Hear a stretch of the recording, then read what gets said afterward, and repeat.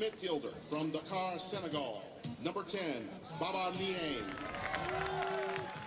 Friday night ACC action under the lights from Central New York. A game essential to both teams seeking a first conference win of the year. Syracuse looks to bounce back after a last-minute defeat to Cornell on Tuesday against a Wake Forest team winless in its last 3 games on a ground which they have never won at. It should be intense. It should be fun. Alongside Hudson Ridley, I'm Nicholas Whaley here on ACC Network Extra.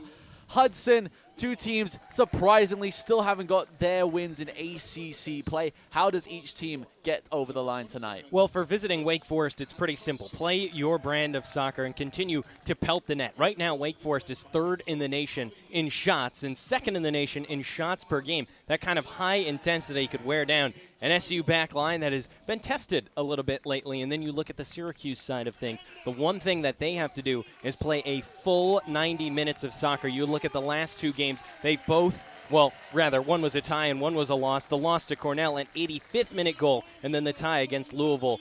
The Cardinals scored in the 89th minute, 20 seconds left in that game when they put it in the back of the net. So these 2 teams have to, A, play their brands of soccer, but SU specifically has to play that full 90 minutes. And that is the relentless nature of the ACC. Every single game is competitive. Every single game is at the highest level. That's what both coaches have said heading into this one. Coach Ian McIntyre has said that, like you mentioned, Hudson, got to play that full 90 minutes, played an excellent 89 minutes and 20 seconds, he said, against Louisville. On the road, no less, in a very tough environment down in Kentucky. And the same situation with Boston College, back-to-back away draws in the ACC, both by a 1-1 scoreline. What does it take for Syracuse going forward to get over the line? Well, like you said, both of those games were on the road. So with a good home crowd today, you have to play behind the crowd. I mean, you saw that in the run they made in 2022. The crowd was behind them. 2023, the crowd's still behind him. Today, expect the same. But again, they have to kind of find their offensive rhythm a little bit again. Obviously, 5 goals against Canisius, but that's not really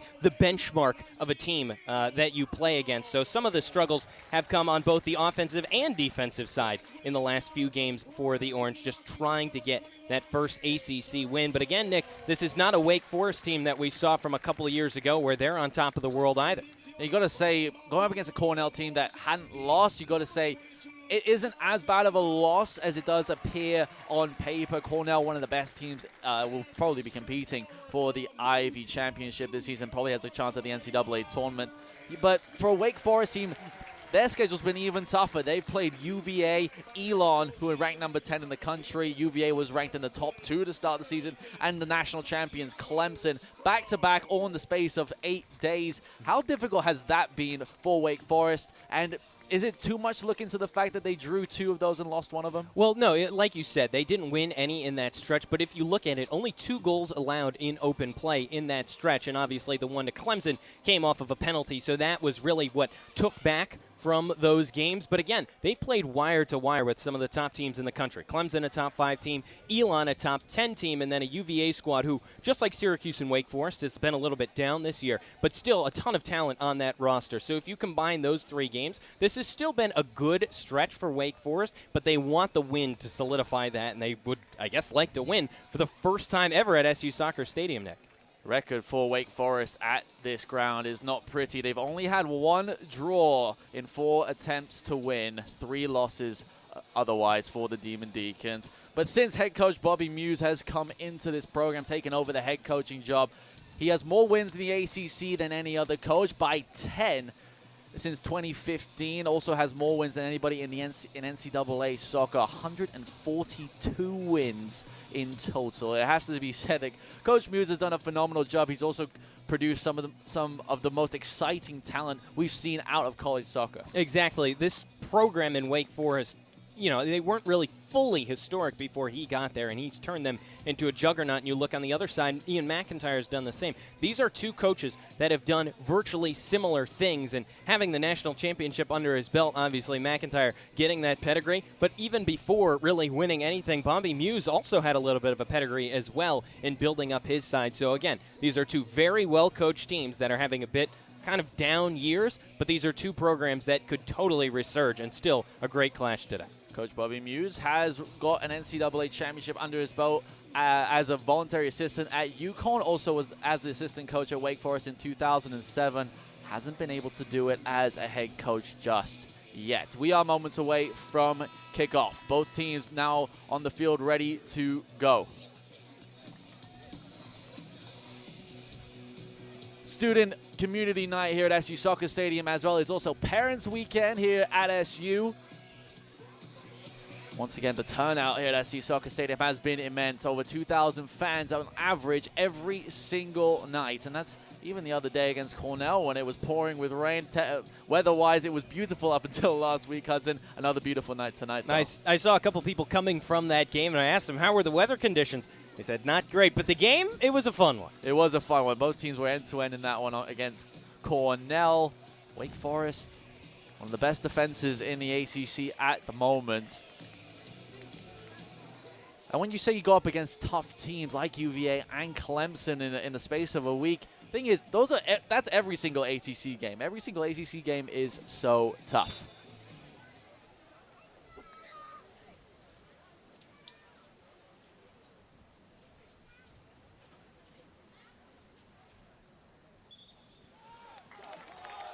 We have the procession, and we are ready to go. Syracuse and Wake Forest, two teams desperate to get that first ACC win. We are underway from SU Soccer Stadium. Syracuse, the orange and blue, kicking left to right.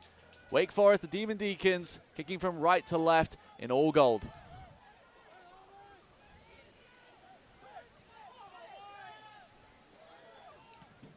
We mentioned a Syracuse team looking to get back to winning ways. One win in the last 4 games. That was against Canisius. Devastating loss to Cornell on Tuesday. An 85th minute winner for the Big Red. Like we said, Nick, this is a program building kind of a historical pedigree, but they don't have that big win this year. This would be that big win if they could take down Wake Forest. The Wake Forest team that has struggled as well. It's something that Coach Muse has said, that it doesn't look like a team. You wouldn't say a team that is still below 500. Syracuse on the press quickly, however. Ball into the box by Kalukian. Threadgold couldn't get onto it. Ball got out of play. Syracuse putting on the pressure early on. Like I mentioned, Coach Bobby Muse said that his team, he was a little bit negative about his side, but at the same time, you've got to be a little bit more positive. He said, I was happy with the performances, just the results weren't there. Having upwards of 30 shots against Elon. They were knocking on the door for the entire game against the number 10 team in the country. I went into the box, and Trace Alfin was able to keep it in play. These are two teams, too, that take a lot of chances. They play with a lot of pace. So, obviously, Wake Forest having those, top 5, top 3 numbers in a lot of those shot categories. But SU, the early press. Alfin sending it long. Alfin was part of the ACC preseason watch list. More than 40 starts consistently for this Wake Forest team, one of the best goalkeepers in the country. That one over the top. Kalukian was in an offside position. Just behind that right shoulder of Prince Ampansa, and he wanted that one back just a little bit too quick. Prince Ampansa started every single game so far this season. Wearing the captain's armband tonight for Wake Forest. Initial header won by DaCosta. Headed down by Umar. He gets it back in midfield for Wake. Syracuse win it back. Jafamba does well to send it forward. Couldn't get it far enough. Kept in play well by Babacar Niang. And he slides into the Syracuse dugout. Ian McIntyre giving him a little help up as well. He took a tumble right in front of McIntyre, and on that wet grass just slid a little bit in front of him. Coach Ian McIntyre back in his full suit and tie. Wears the same tie practically every single game, and same colored pastel button down as well. Had to wear tracksuit against Cornell, and it was funny talking to Coach Muse this week. He's also changed his outfit. He's gone from the beige pants to black, and he said that's the biggest change that he has made to this team this week. He said he'll never wear the beige pants again. It's fair to say there's a little bit of superstition for both teams. Thread goal. His cross to the back post. Nobody was there. Can Braden Smith get onto it? Trevor Smith Jr. gets there first. Who will win the goal kick? It is Wake Forest. Good idea from Threadgold, but again, pushing the pace just a little bit too quick. Nobody was with him.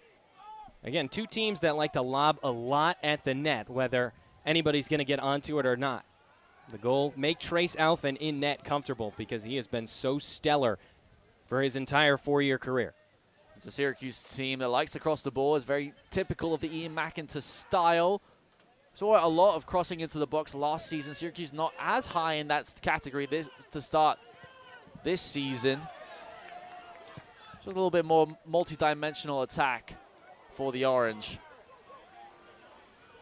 Daniel Burko and Nicholas Kalukian, the front two tonight in the 3-5-2. Michael Akko, who has played the majority of the season as the starting duo with Kalukian. A little bit of change recently as Daniel Burko has found some form.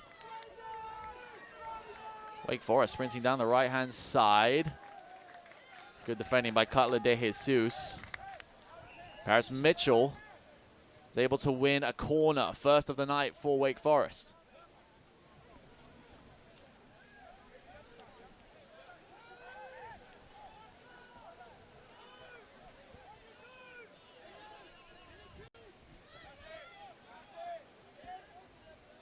Many options in the area for the Demon Deacons. And one's whipped into the near post. Headed clear by Kalukian. Kalukian always so active, a really high motor too. And we talked to head coach Ian McIntyre earlier in the week. These 6 games he's gone in a row without a goal or an assist. That's the longest streak he's had at SU. But McIntyre said, you know, he's still putting in a great shift every game. He's vital to this team. Part of the reason that they scored that goal against Louisville, he's been big in the build-up, even though it hasn't showed on the stat sheet. And obviously he brings a lot with that motor. The thing about Nicholas Kalukian is he's pressing with the forward line. He's the one who leads the attack. Daniel Burko, who's on it now, can he lead it for Hughes? Sent a long way forward. Leighton has to kick the ball away. He gets it back and it's sent this time. A little bit miscommunication there between him and Tomas Hutt in the SU net. Chaos out there at the moment. Cooper Flax. He loses out this time, but Jesus couldn't get the ball away and to an orange shirt. Wake have it back. Nathan Scott can't turn away. Threadgold just desperately sending it forward. Kalukian did ever so well to win it back off of Umar. And now Kalukian can sprint away. He's got Burko with him to his right. He's got Threadgold running inside. He gives it to Burko, who was in an offside position. Carelessly, really, for the Norwegian. Needs to watch that Demon Deacon back line. There's a good slowdown and hold up from Kalukian to wait to see if any runs would develop. Threadgold up the middle was an option, but of course Burko being in that offside position just looked a little bit too tempting for Kalukian as well. Foul called against Syracuse there at midfield. Wake Forest will have a chance to build out the back. Wake Forest had about 70% of the possession against Elon, number 10 team in the country, but played against Clemson, who were ranked number 4 at the time. 1-0 loss in the end, but fought competitively against the Tigers throughout. Daniel Burko up against a Ponsa. No foul is called.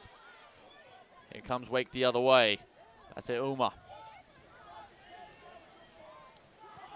Amani Thomas. Kruger gets it in behind, sprinting onto it. Here's Flax. Just dragged wide of the post. Excuse me, that was Babacar Niang. Just drags it wide up to Mass Hutt's goal. Nathan Scott there just trying to get in the mix, sliding in and trying to get a foot to that ball before Umar could, but the gamble just didn't pay off and allowed for numbers for Wake Forest. Obviously, Niang with those 4 goals this year, the biggest threat that Wake Forest has up top. You can't really leave him in that good of position to skirt right by you on the outside. Babacar Niang got a red card against Elon, was suspended for the Clemson game. Back in the starting 11, someone crucial to Coach Muse. You have to wonder if Niang is in that starting 11 for Clemson, rather for the Clemson game. What changes in that? It was only a 1-0 loss, and that one was on a penalty, so it was really wire to wire from both sides.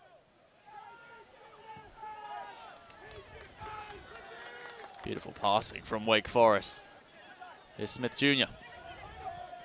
He cuts to his right, gets inside. Mitchell tries to flick it on. Cutler de Jesus is able to clear. The hectic start to this one, Hudson. I mean, you can't even say who's on top at the moment. Wake Forest, maybe they're starting to take a little bit of a grip on it now? Yeah, Wake Forest with the passing especially. We saw earlier in the game Syracuse kind of peppering the net through the first 2 or so minutes, but Wake Forest with that buildup has been so good. What a ball from Flax. Shot, oh my goodness, not too far away from Paris Mitchell. Excuse me, Sydney Paris on that occasion. What a ball that was from Cooper Flax. Just a tremendous pass. Flax hasn't had an assist yet this season, which has usually been his game. I mean, there's no surprise why. He was on trial for 3 different Premier League sides. I mean, this is a guy that has a lot of potential moving forward. Only a junior. He's already picked up some pretty impressive accolades. On both sides, there's MLS Academy graduates. There's also international graduates. Many players who have played for the national team. Only one player on this Syracuse team in terms of the new players come from only one of them, and that's Akil Ming, who doesn't come from an MLS Academy or was a transfer. Wake Forest, much of the same. Many come from various different academies. Atlanta United, NYCFC. Here's Burko. Kalukian flicks it back to Burko. Can Kalukian get it back? No, he can't. And Ponce gets it clear. Cutler de Jesus, very far forward. Daniel Burko loses his footing. And Wake can break away here. Here's Niang surging forward. Plays it down the line. Can Flax get there ahead of Omese? Yes, he can. Oh, Flax with the missed touch, and Omese does well. Gets it through the legs of Smith Jr. Chimre Omese down the right wing. Plays it in. Nicholas Kalukian! What a save from Trace Alfin. Fantastic one-on-one. And that's why he's one of the best goalkeepers in the country. Yeah, but you want to talk about that save. Don't talk about that. Talk about what Omese just did down the side. Perfect positioning against Niang, one of the best threats in the ACC. Takes it away, goes through the legs of Travis Smith Jr., and then a beautifully placed ball to Kalukian. That's a freshman right there. Here's Flax. Loses out to Jafamba this time in midfield. Jafamba tried to play it over the top. Miscommunication between him and Kalukian. Trace Alfin can calm things down in the Wake net. Nick, something I'm interested to see today. Omese on the same side as Niang. We already saw Omese win that first battle. But again, a freshman going up against one of the best goal scorers and threats in the ACC. I mean, the talent on show today is absolutely phenomenal. So many players who, most of this Wake Forest team was a top 100 recruit. 2021, they had the #1 recruiting class. Niang was part of that recruiting class. Talent on display. I mean, it's an absolute joy to watch at the moment. To say this Wake Forest team, the amount of pace on both sides. Monty Thomas on the right-hand side. We've seen Niang already on the left. Opportunity from Sydney Paris as well. And it's the pace combined with the passing, too. You see how well Wake is built up through the middle consistently, even to get themselves in this chance before it went out for a throw. Monty Thomas with the switch. Smith Jr. Ball gets caught a little bit. Nathan Scott does well. Switch back to Thomas on the right-hand side.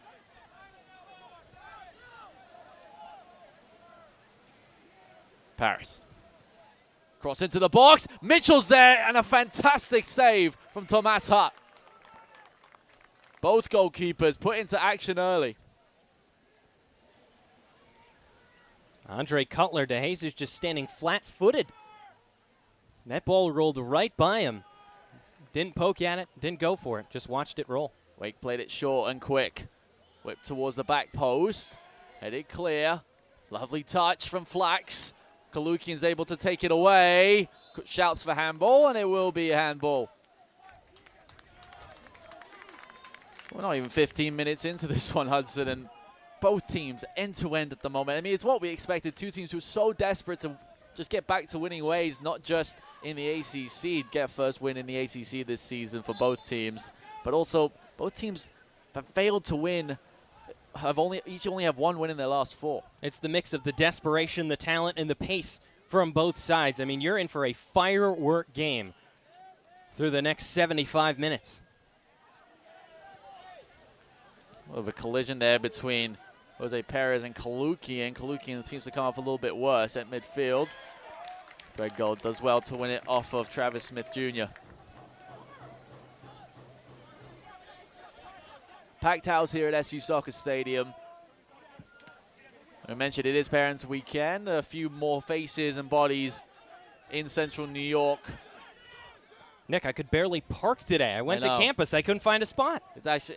It took me about 15 minutes just to drive from one end of school to the other today. It was unbelievable. It's so packed here that the football team sold out a game against FCS Holy Cross. That's how many people, if you can envision, are here this week. Kalukian. Can he get away from Daniel Kruger? And Kruger fouls the Armenian. And a free kick in a very promising position for Syracuse. It's just so tough to contain Kalukian. The physical ability, the size, the speed, the motor. I mean, he got right by Kruger, and all he could do was foul him to give his team a better chance at stopping that counter. Nathan Scott will stand over this one. It looks like he will float it in. Kalukian right at the top of the 18 there. He'll certainly be a target. Cutler de Jesus. Sam Layton as well.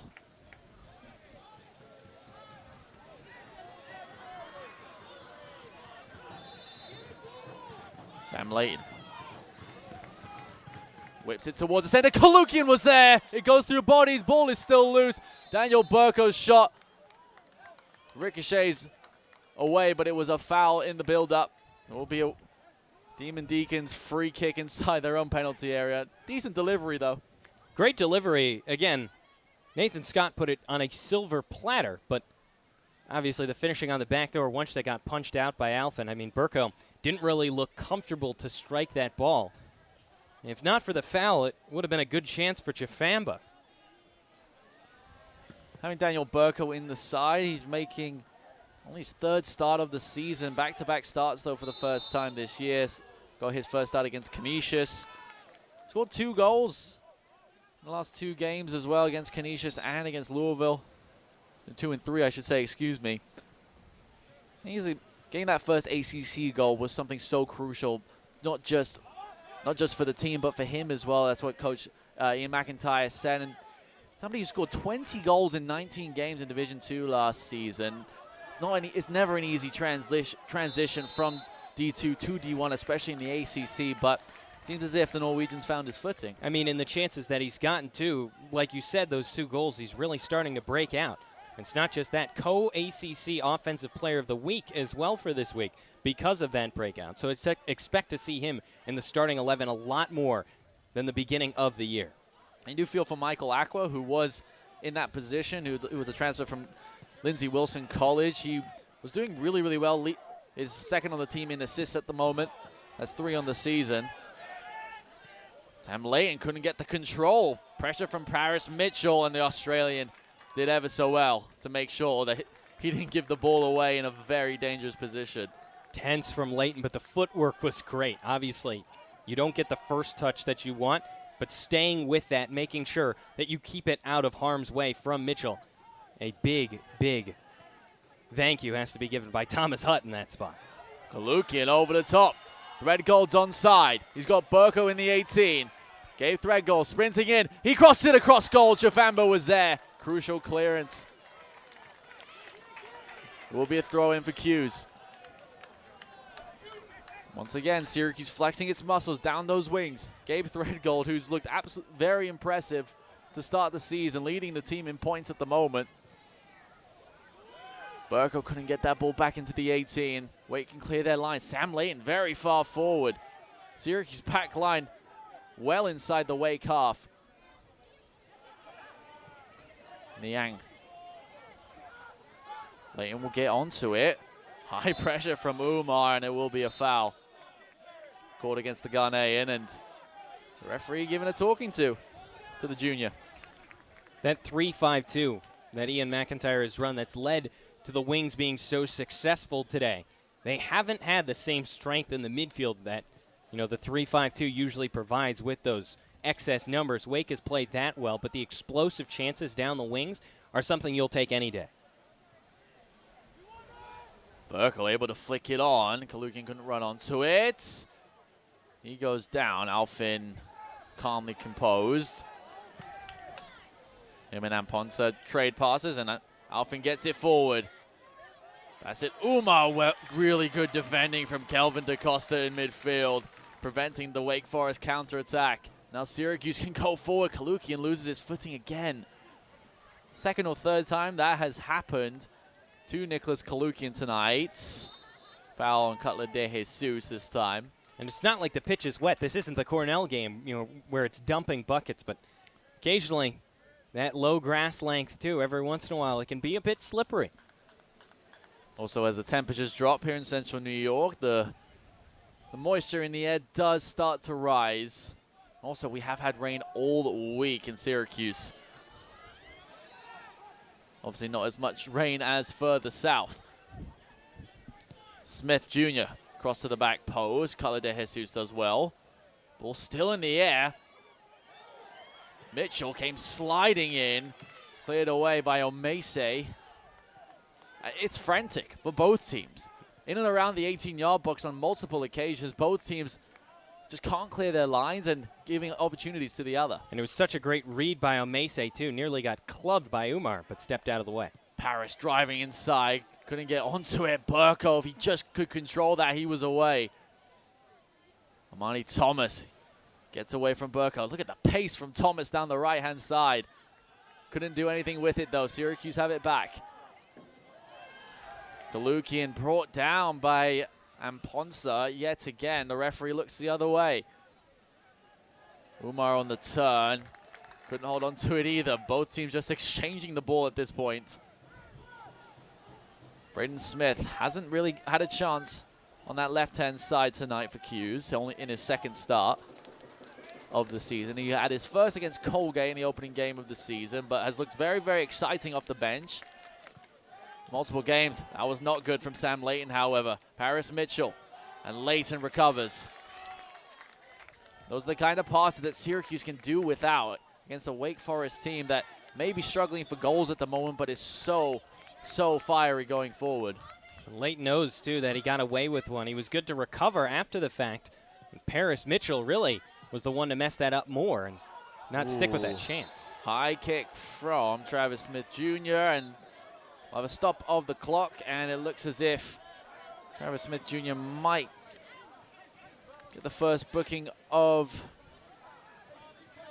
the evening, but it looks as if the referee is just going to give a talking to, and so that Kalukian could receive some treatment. With Kalukian, too, he kind of went into a more bent-over position as he fell forward. That allowed the foot of Travis Smith Jr. to reach his face, so I think that was most likely the reason to lay off, not give the booking there.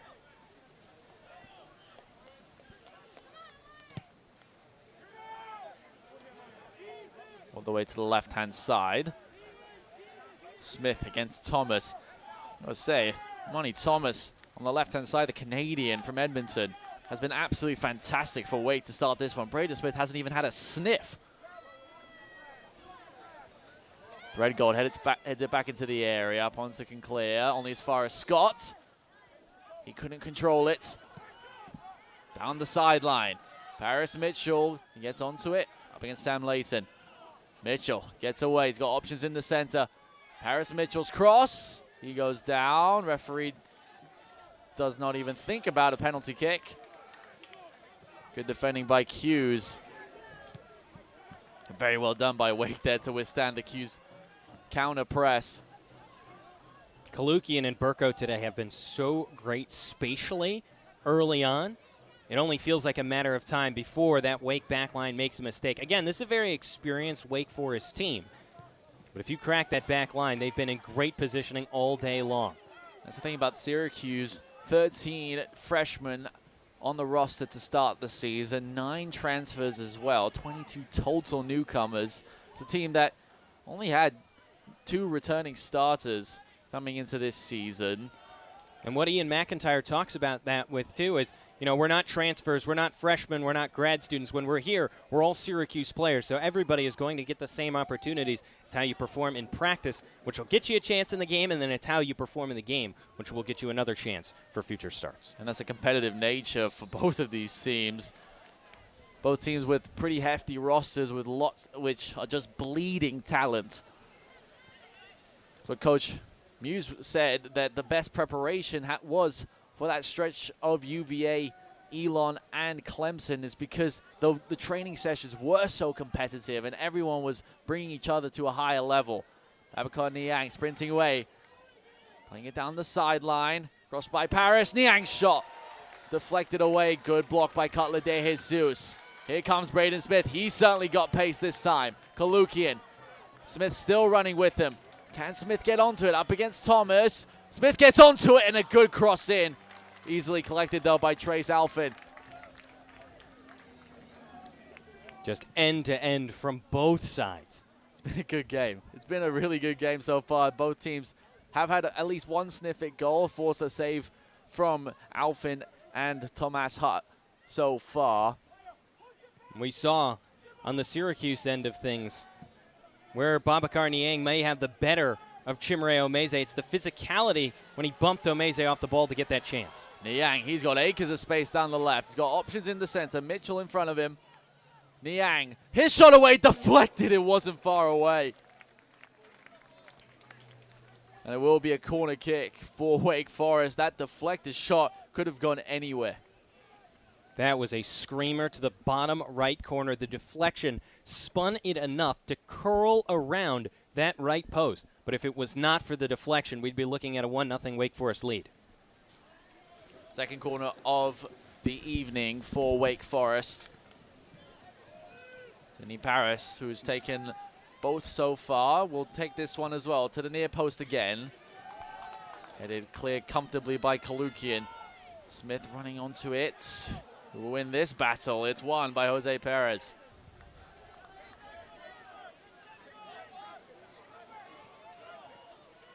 Basiduma. Mitchell loses his footing. Yeah, again, multiple players now losing their footing. Both number 9s have struggled to keep their footing, especially in their own, in that final third so far. I wonder if that could play a little bit either into their hands or even falter them later on. Here's Mitchell, stays on his feet this time, up against Layton. Still Mitchell, still has it. That one's crossed in and nobody was waiting at the back post. Niang had made the run inside the 6-yard box. Smith Jr. Basiduma, he's got space ahead of him. Sidney Paris. Paris plays in Niang onside. Niang's cross to the back post. Smith's header away. And cleared by Gabe Threadgold.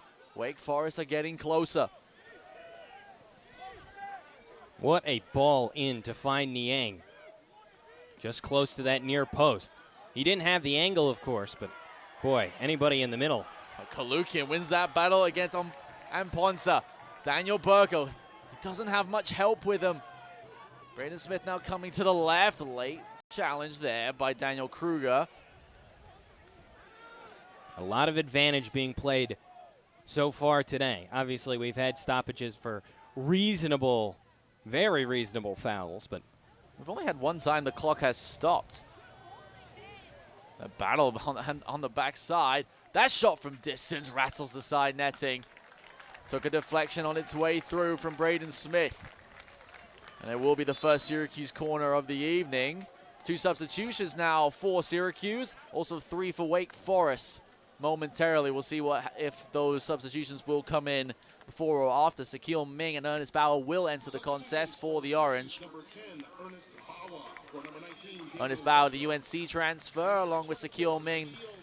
I mentioned earlier, only one player of the newcomers who didn't come from an academy or was a transfer, and that was Sakil Ming. Originally from Southampton, Bermuda. That's still, again, a big part credited to him being from Bermuda. And even when he was there, I mean, so many accolades piling up for him. A 2024 All-American, All-East American in the Prep Premier League. Cross to the near post. It rattled against Thomas, who was waiting right in front of the corner flag. Crossed into the area, headed clear. DaCosta. Threadgold. He crosses it in. Two are up for it. Cutler de Jesus and Kalukian. Easily collected then for Trace Alfin.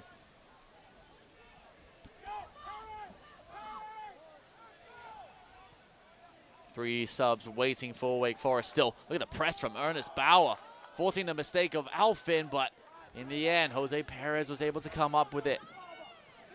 Wake Forest has not been put under a lot of pressure today. If Syracuse wants to crack through plays like that, the high press like that, it's an experienced back line, but there are cracks in young players. You can get to a guy like Amani Thomas, a freshman. And the battle between Amponsa and Ernest Bauer ends up going in favor of the Wake Forest defender. And here are those three substitutions. Dylan Borso is one of them, along with Jeffrey White, as well as Nico Rabiu as well. Dylan Borso, freshman, coming in for his 9th appearance of the season. Borso's a guy to keep your eye on of this substitution group. #1 player in the Midwest in this year's recruiting class. They were the Chicago Fire Academy system. Also played for Chicago too, as we have an injury for 2 players, as it could have been a head injury for both. And Niang and Cutler de Jesus are down, and how the clock stops, and hopefully both can get some treatment. The pace of this game too, and players colliding at such a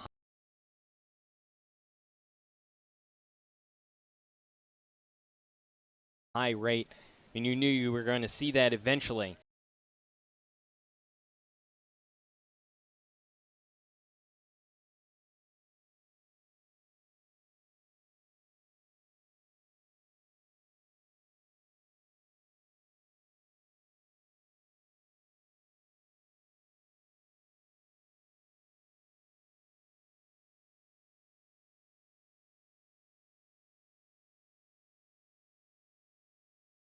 Player to do so. Be a throw in for Wake Forest on the near side.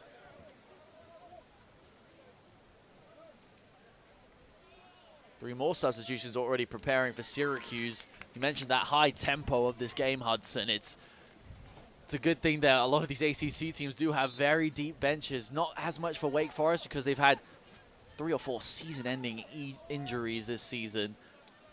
But Syracuse very easy. Bring on a little bit of energy. Cross to the back post.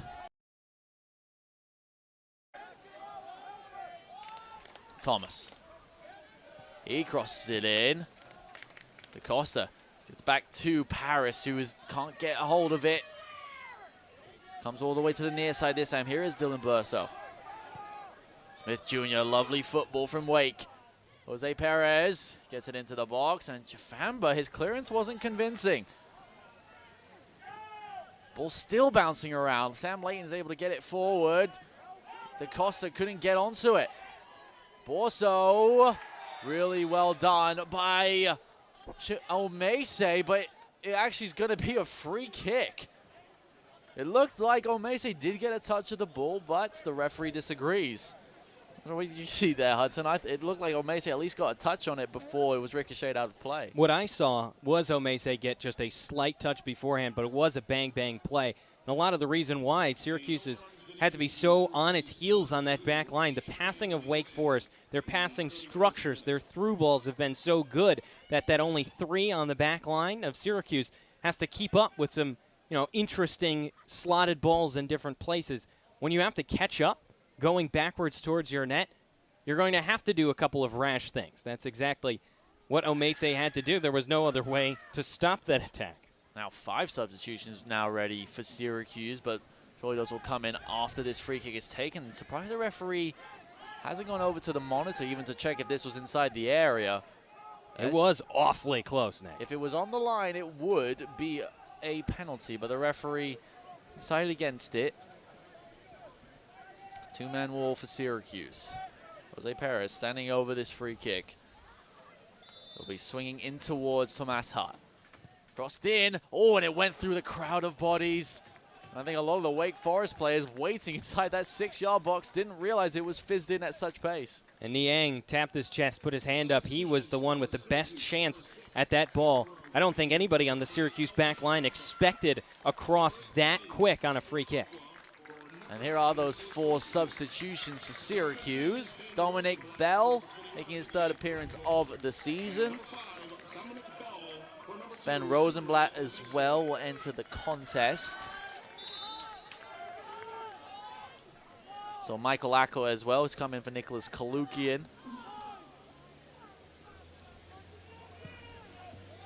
Those 2 more substitutions. Ezra Widman as well, who has come in.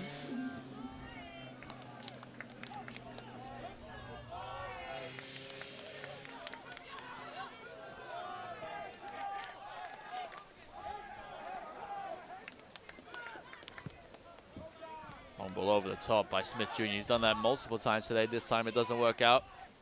Rabiu couldn't get onto it. Nico Rabiu, who's actually a Central New York native from Schenectady, New York. There we go. I nailed it. Practiced it all week. That's a tough one because it's not spelled like Schenectady. Exactly. You never know. On Google, I had to look it up. I was so worried. But about 2 hours east of Syracuse. You have to say, so he was recruited by SU, ended up picking Wake Forest. Ezra Widman was going forward, but it was a foul on Ernest Bauer. Wake Forest will have it back. Under 13 minutes to go at SU Soccer Stadium, still scoreless between Wake Forest and Syracuse. Nicholas Whaley, Hudson Ridley still with you on ACC Network Extra. It has been a fun one. It's been a feisty one. It's been end-to-end so far. I say Wake Forest have had a better of the chances. They might have another one here. Babacar Niang decides to go backwards this time. 3 substitutions only for Wake Forest. Syracuse have already used 5. And I mean, a lion's share of those chances, too, belonging to Wake Forest, but just can't get those shots on frame. Thomas Hutt has only had to make 1 save so far today, despite the amount of possession that Wake Forest has had in Syracuse's end. To be fair, it was a pretty good save. Outstretched leg of Thomas Hutt earlier in the first half. Trace Alford has also been tested by Nicholas Kalukian on a 1v1. Crossed into the area. Ball is loose. Onto it was Rabiu. Syracuse can get away. Sakil Ming had the ball just glance past him. Borso's crossed into the area. Headed clear by Leighton. Shot from distance. Ricocheted. And Syracuse can press forward. Michael Aqua loses out to Amponza. It's still Frantic. Tomas Hutt lost his footing inside his 6-yard box. That could have been dangerous, and in the end, it's just going to be a Wake Forest throw. That 6-yard area, just out of view, is very, very muddy, and Tomas Hutt has to be aware of that. Oh, and it could get a little bit feisty. It's getting fiery. Travis Smith Jr. did not like that Nathan Scott kept playing after the whistle.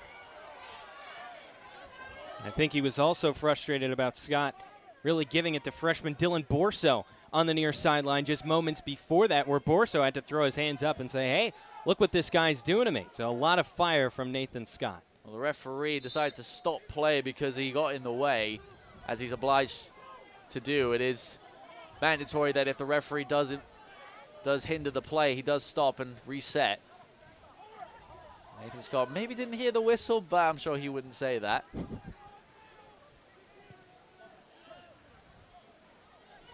On the right-hand side. Sidney Paris gives it away.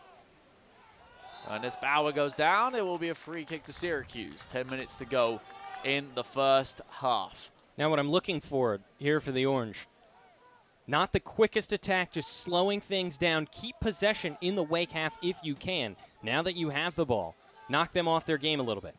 I mean, going back to that playing a full 90 minutes for Syracuse. Still haven't been able to do that, play at their best. But at this pace, it's so end-to-end, it's so frantic. Do you think that Syracuse can keep up for that full 90? I do think they can keep up for that full 90, but will they slip up at some point? That seems to be possibly the case. Running onto it is Niang. His shot is deflected away and will go out of play, and it will be another Wake Forest corner there, 5th. Just a very difficult matchup for Syracuse, pace-wise and possession-wise. Niang goes short. Cooper Flax. Back to Niang. His cross is brilliant. And the header from Burso just wasn't good enough. Excuse me, that's Daniel Kruger. But yet again, the crosses, not just from Wake Forest, but from Syracuse as well. They've been exquisite tonight. It's just about getting heads to those. And now Wake Forest is starting to do that a little bit more on page with their services in these last couple minutes. But it has not been the case for Syracuse. A lot of those chances have gone wayward, haven't been able to finish them off. Tomas Hutt sending it long, one of the captains for Syracuse. He gives it to the opposing captain, Prince Amponsa.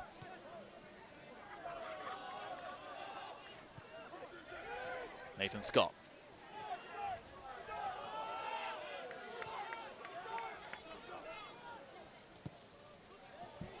Dominic Bell, his first action, nearly got it in behind. Nicely controlled by Ezra Widman. Got Sakil Ming to his left. He does give it to Ming. Options in the center. Ball is back into the box. Was behind Widman, and Wake Forest can clear. Thomas, what a beautiful switch. Out to Dylan Borso. The diagonal balls have been exquisite from the Demon Deacons. Borso tried to play it in behind. It was too heavy for Niang. And Tomas Hutt will waste a little bit of time, settle things down a little bit for Syracuse. It's pretty clear, too, with Wake Forest, the pace that they play out, how talented they are at building up these attacks. It's just been the finishing up top that's been their main crux this season. I wouldn't be surprised if they start piecing it together a little bit more later in the year, maybe starting with that swing in the last 3 games, but they have everything except putting the ball in the back of the net, it seems. Both teams struggling with that at the moment. Wake Forest just 2 goals in the last 3 games, although those have been very, very good opponents, have struggled to get things going forward. 2 substitutions now as well for Wake Forest. Bo Cummins will come into the contest, as well as Colin Thomas. Travis Smith Jr. will make way. Wake Forest have now used 5 substitutions. The new rule in the NCAA this season: if you are substituted, you cannot re-enter, and you only have 6 windows to use those substitutions throughout the match. Here is Colin Thomas, his first action through midfield, playing it in behind, and the grad student couldn't find the freshman Dylan Borso.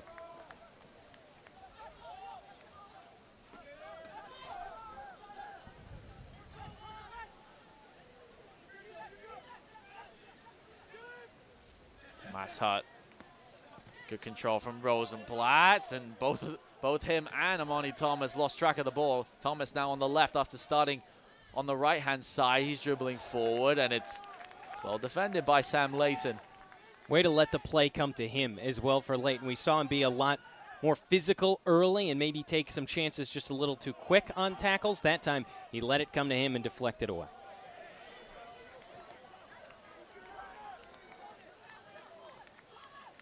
Jose Perez.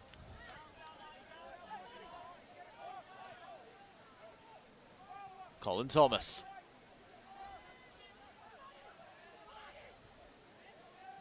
It's a battle out there. Bo Cummins.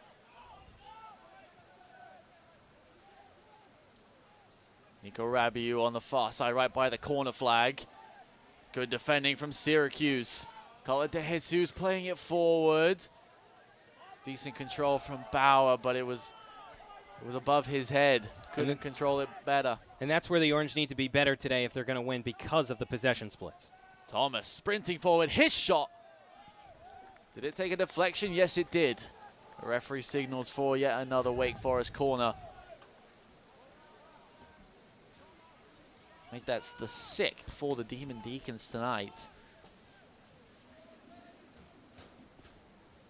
Just under 5 minutes to go in the first half. You're on ACC Network Extra. Nicholas Whaley and Hudson Ridley still with you.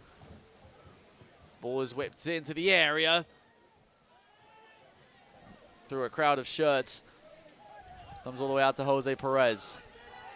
Now Ponsa. Cummins, he crosses it in.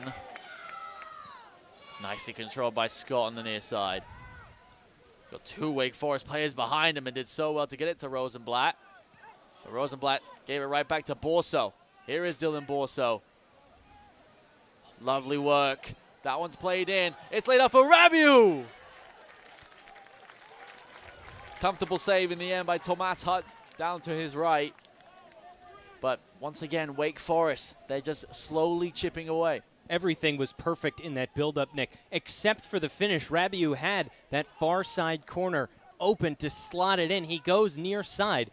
I don't know if that's what he wanted to do. He might have mishit it based on his expression after, but everything on that build-up was tremendous. Ernest Bauer gets onto it. Here is Ernest Bauer. Can he get inside? Goes down. Referee waves away the appeals.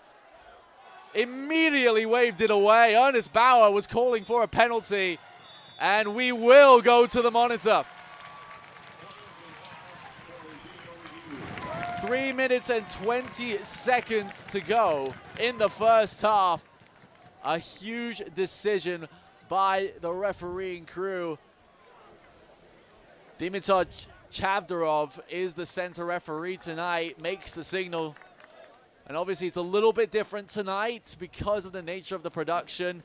There are only 3 camera angles for the referee to look at.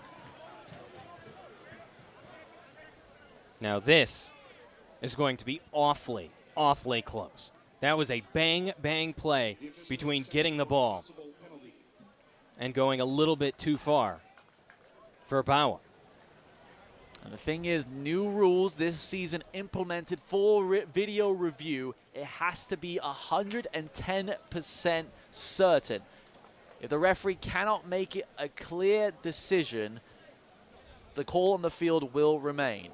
It's the indisputable evidence of it as well, and because of the only 3 angles today, this is going to be very hard to go in Syracuse's favor and try to overturn what we saw. Obviously, that's why, especially today, the call on the field is so big for this game because it has so much weight on what will happen with the video review. Wake Forest suffered the heartbreak of a penalty against Clemson. We shall see if that will happen today. We'll see if the referee makes a decision. It is not a penalty kick.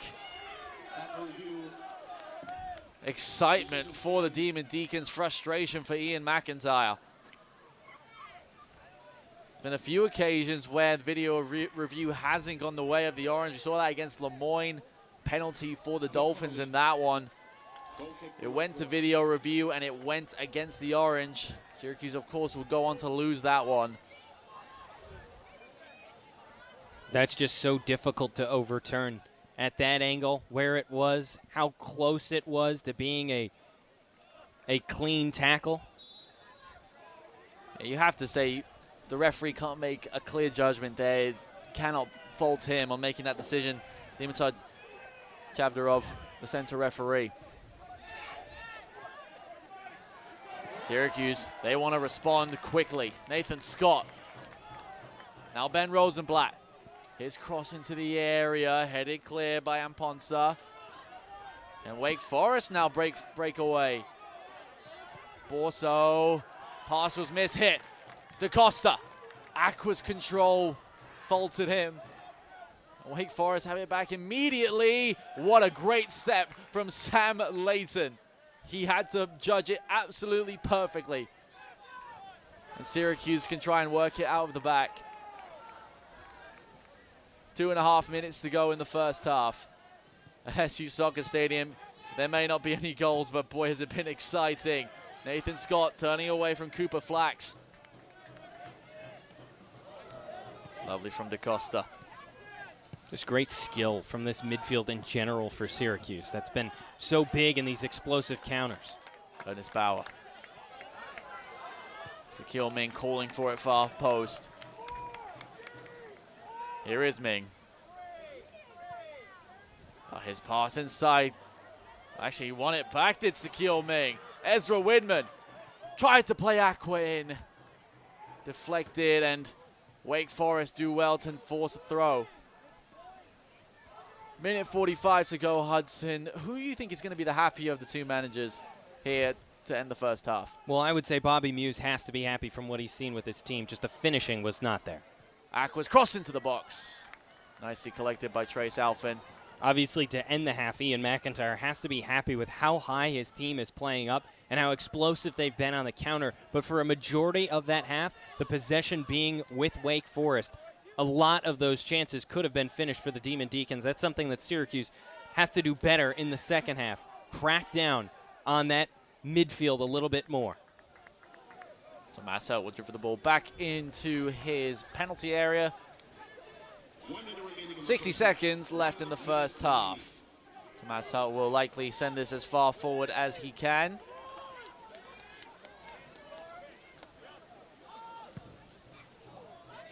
Senior does so. He will calm down on it. That one will go towards the corner flag. Thomas up against Bauer. Battle continues.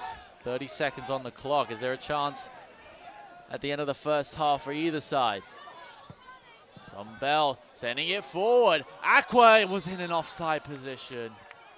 Boy, that had to be close. It did take a deflection. But that should do it for the first 45 minutes.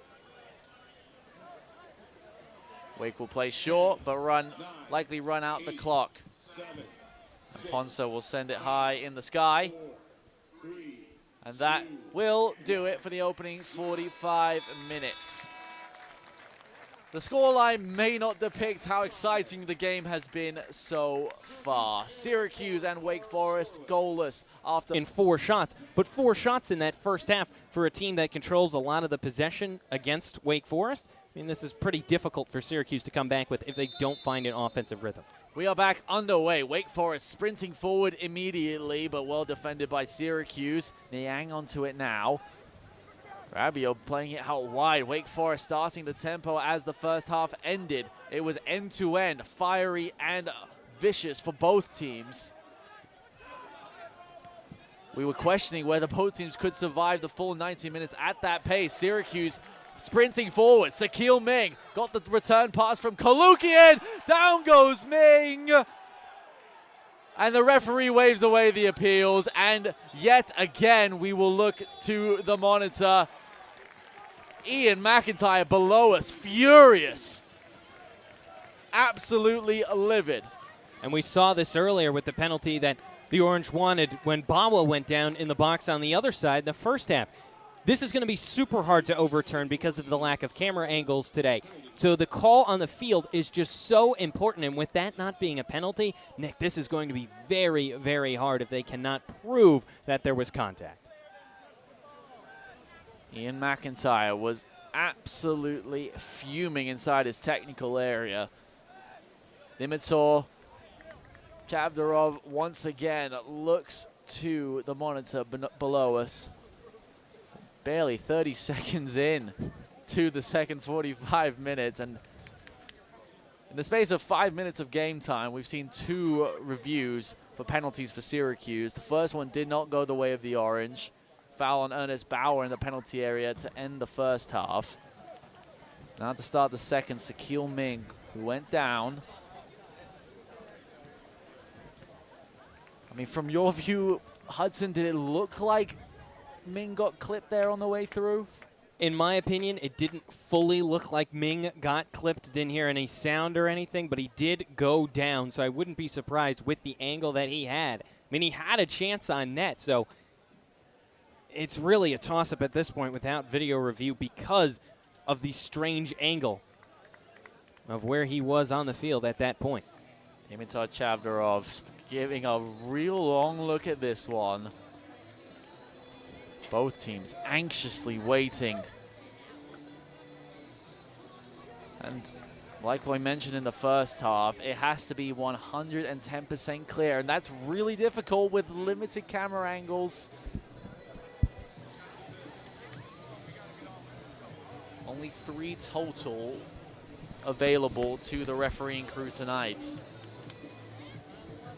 That's why the review is going to take so long, too, because, I mean, it's not a question of whether or not Bao went down, Ming went down. It's a question of whether or not Ming went down because of the contact. The referee is still looking at these angles. I mean, that should tell you that he's questioning the decision. I mean, you must imagine, too, that if it's, like you said, taking so long, he might think he has 100% proof here in this spot. That could be golden news for the Syracuse bench. Every second that goes by, it gets better for Syracuse and worse for Wake Forest in terms of this review. Coach Muse has walked from the left to the right of his technical area and multiple times now over the last few minutes. Coach McIntyre has decided to take a seat. Still haven't reached a decision. Nearly over 2 minutes now of looking at the monitor.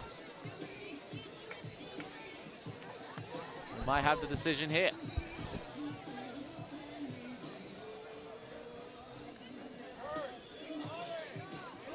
Dimitar Chavdarov will give a decision. The call stands. No penalty kick for the second time. The crowd furious. The Syracuse bench amused. The Wake Forest bench breathes a sigh of relief. And with the limitations today, that just might be really one of the downfalls of Syracuse so far. 2 potential penalties, ending up with neither. I mean, we mentioned this to both coaches during the week about how the game got changed and it was just going to be this scenario for the reviews. It works the same for both teams, but it has to be said Syracuse are the ones who are taking the brunt of it at the moment. And Wake Forest could have an opportunity going the other way. Rabiu. Ming wins it back. Kalukian is forced down by Daniel Kruger, and Coach McIntyre pleading for a yellow card. Hands on his knees in frustration. Kruger has been very aggressive today through the middle. That's not the first foul that he's had of pretty substantial value. Both of them, too, being against Kalukian. That's a battle that we have seen throughout the evening as well. It's getting tetchy for both teams. Coach McIntyre, his frustration boiling over to a certain point. Feels that stuff just isn't going his way at the moment. Wake Forest would like to capitalize on it. Down the sideline, Nico Rabiu is able to win a throw.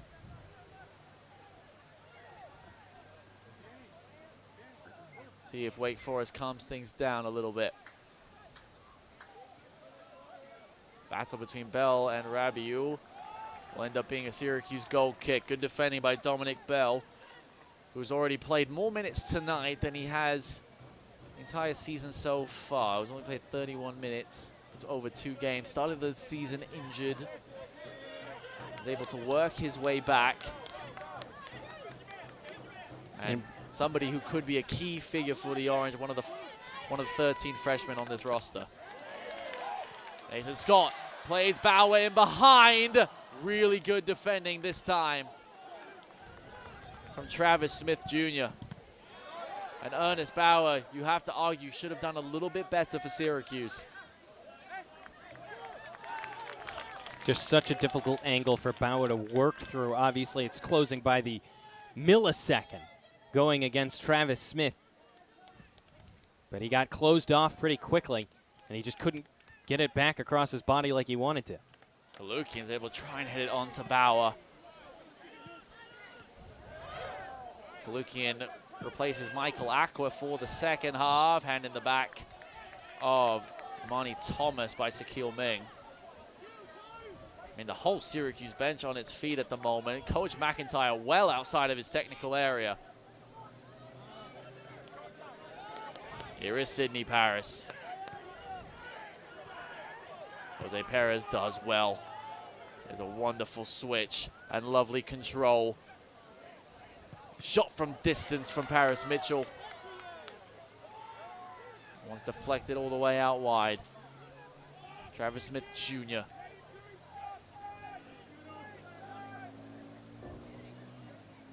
Dribbling into the area, ball is loose. Mitchell deflection! My goodness. That could have gone absolutely anywhere. In the end, it's just a Wake Forest corner. And the ball, based on the positioning and the rattling of the net, almost looked like it was in the back of the net there, Nick.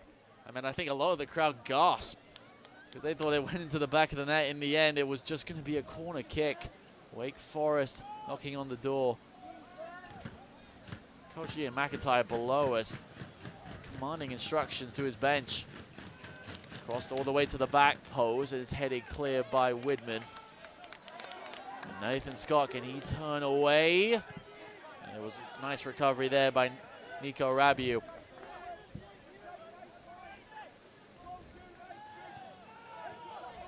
And Ponto will go all the way back to his goalkeeper. We saw press from Syracuse work well in the first half. You got to expect them to keep it up in the second half. Well, that was a good work there. Here's Niang. Still Babacar. Niang stays on his feet. Thought about laying it off to Rabiu. Instead, he plays it back to Amani Thomas. Jose Perez. Here's Smith Jr.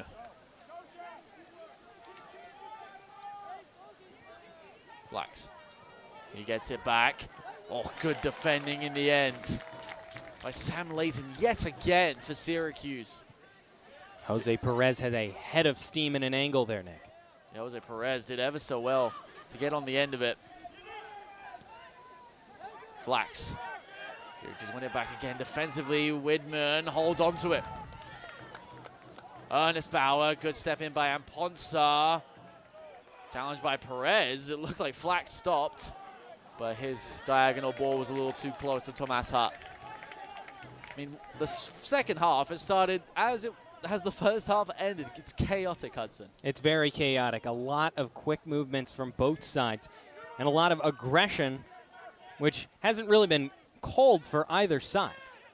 And I feel like I like that in a way. Another situation like it. Nicholas Kalukian, he's got Bauer in the center. Plays it in for Bauer. Oh, and he got the touch, but couldn't direct it towards goal.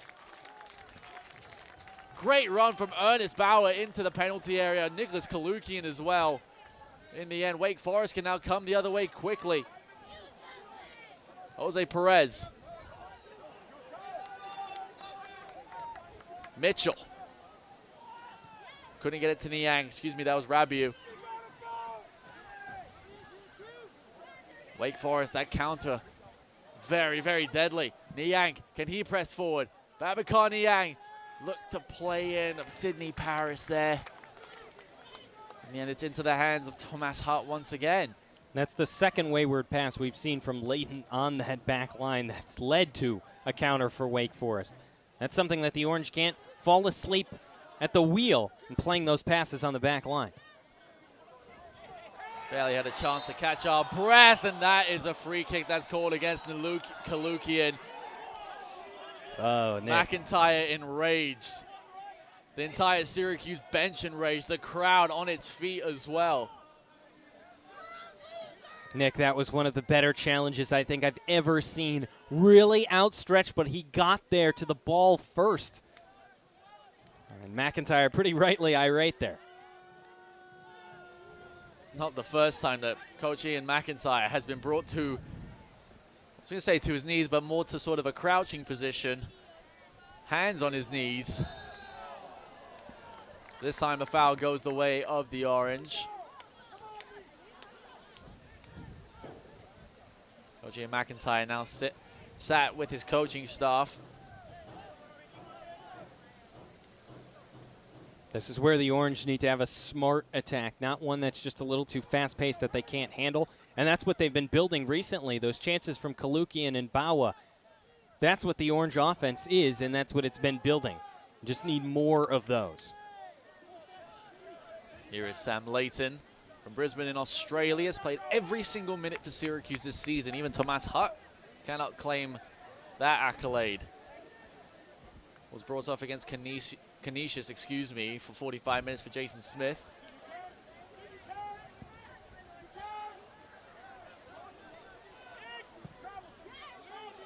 Tomas Hutt getting it forward.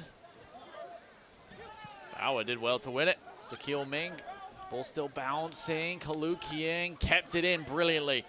Here is Ming against Paris. Oh, that was hard on Bauer. Syracuse still have it though. Scott. That was played into the air by Threadgold. Gets it back again. Bauer couldn't get his head on it. Here's Widman. Kalukian. Kalukian deflection! Oh, and forced a fantastic save.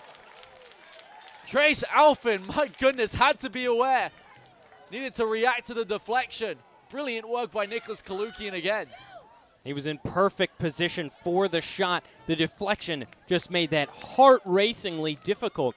But so much speed from Alfin to drop into position, extend the arm, and poke that away. The game is still end-to-end, chaotic still.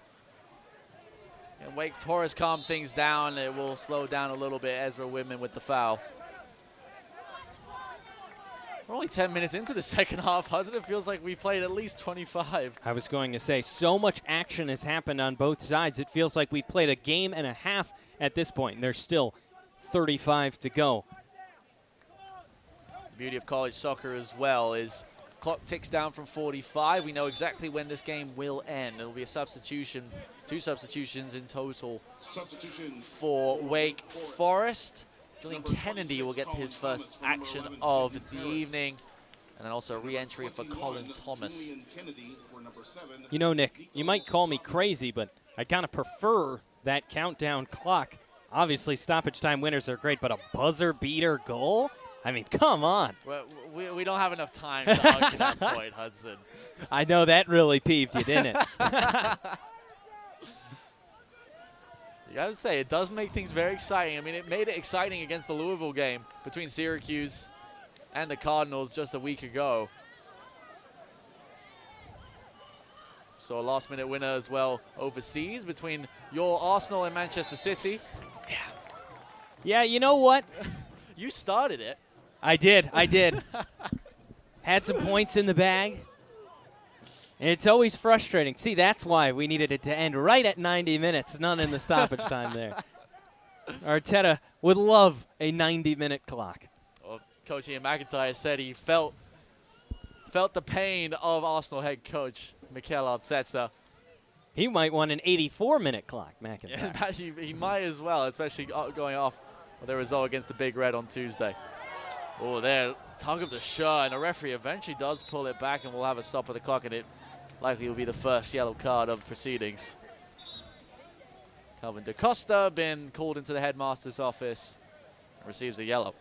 You can tell, too, that was just a bit of a frustration foul from DaCosta. Obviously, he had to play well to try to stop the advancement, but grabbing of the shirt, keep holding on to it while he goes by. I mean, that'll get you a card 9 times out of 10, Nick. Calvin DaCosta, who started the first 2 games of the season, didn't get back into the starting lineup until just a couple weeks ago. Ezra Widman was sort of taking over that role along with Elton Jafamba and Nathan Scott. There's a battle in that midfield role, and seeing Calvin DaCosta, who's had a really solid game up to this point as well, I mean, the frustration of going up against one of the best midfields in the country as well, and in a Wake Forest team that's also so dynamic and athletic as well. Thomas driving through. Amani Thomas! Oh my goodness. Forced a tip over save by Tomas Hutt. Amani Thomas had acres of space to drive into. and nearly found the roof of the net. Just great positioning, too, from a freshman. You know that there's a lot of attention being paid by the Syracuse defense to those wings. So cut inside, use that space, and just a beautiful, beautiful shot. Just a little bit too centered. But the power behind it was undeniable from the freshman. Colin Thomas stands over the corner kick, ready to whip it in.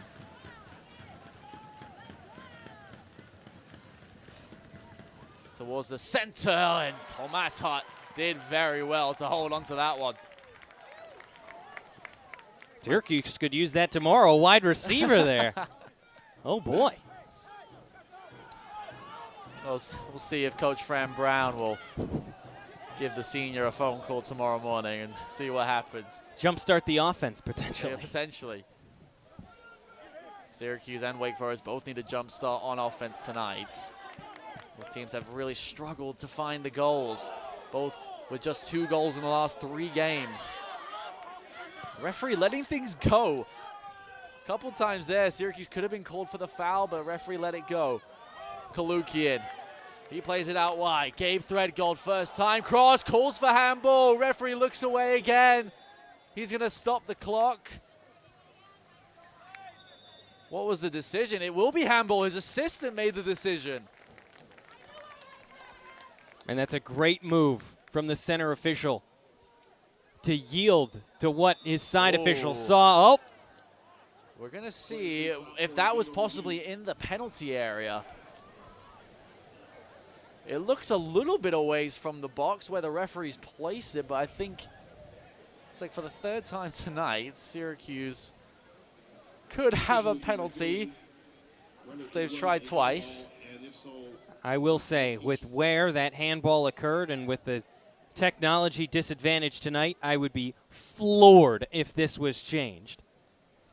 Certainly, if you were Coach Bobby Muse, I think this time, Coach Ian McIntyre hasn't even decided to get up from his bench.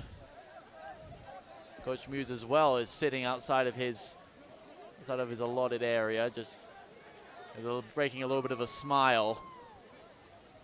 Even he's a little bit perplexed as to how many penalty decisions have nearly gone against his team tonight. You know, Nick, the first 2 for review, those both made sense. I think for this one, though, you can also, go to your side official and say, okay, well, you trusted him with the call of the handball. Why wouldn't you trust him with the spot here, especially with the lack of technology that we're dealing with? Well, his linesman is standing right on the line, and thing is, if the handball was on the line, it would be a penalty kick. Lines are in. That's true. So the old playground principle, if you're on the line, it's in. We'll have to see here. Taking another long look at it. 31 minutes to go, and looks like the decision will come.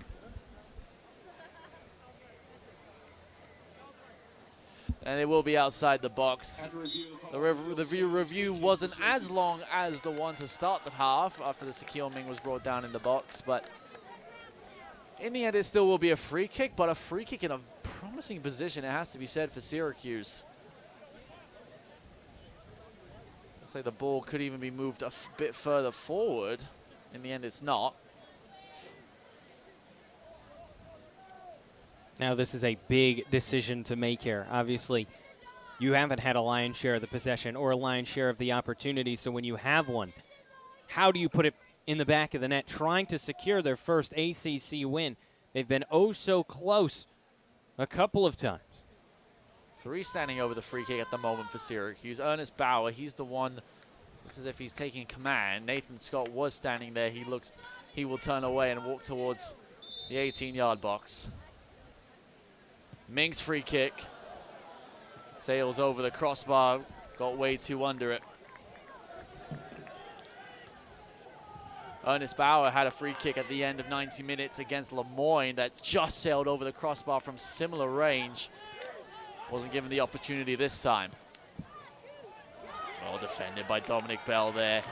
And now Syracuse, can they get in behind where Thomas left a vacated position. Bauer slows things down to let his teammates come with him. Gets inside of Kruger. And once again, the referee turns away. That time it was just a physical battle between Bauer and Daniel Kruger there. But yet again, it's a 50-50 decision there, don't you think, Hudson? Exactly, but I think the right decision was made there. It's the consistency today. If you're going to let him play on in most spots, that's a case where, you know, you understand it's a lot of physical contact, but just like right there. Well, actually, no, not just like right there, a whistle blown. And Nicholas Kalukian was waiting for the whistle and eventually got it. Half an hour to go in the second half between Syracuse and Wake Forest here on ACC Network Extra. Nicholas Whaley and Hudson Ridley still with you for a game where we barely had a chance to catch our breath. The only time we've had a chance is when with these video reviews. We've had 3 so far, all with the subject of a Syracuse penalty, and all 3 times that has not happened. Yeah, this game's either been at a 10 or at a 0, really at all times, and that speaks to the pace of both of these sides. But we talked about the hunger coming into this game. Neither side has an ACC win right now. Did you see the heights that Amani Thomas just got to there? That was crazy. Oh, my goodness. There's just so much athleticism between him and Ming fighting on this near side wing. I mean, it is a lot of fun to watch. Amani Thomas from Edmonton, Canada, one of the freshmen from he played in the Vancouver Whitecaps Academy. Kalukian and Thomas have been battling all night, and Thomas wins on this occasion. Took a little bit of a knock to his right foot there, but he's back on his feet. Ming. Thomas and Kalukian battle again. What a great job from Kalukian to get out of that spot. Bell. Threadgold. Scott. Widmer, he loses out this time, and can Wake break the other way quickly. Here's Kennedy. Julian Kennedy came on early in the second half, hasn't been able to impact the game so far. His first touches. Wake Forest still have it. Colin Thomas battles with Cutler de Jesus. And Sakil Ming, who got it this time, runs out of room. Cutler de Jesus doing the right thing there too, using his size and physicality. 6'1" against Colin Thomas, who's only 5'7". Just shielded him off the ball. It's a physical battle. It's end to end.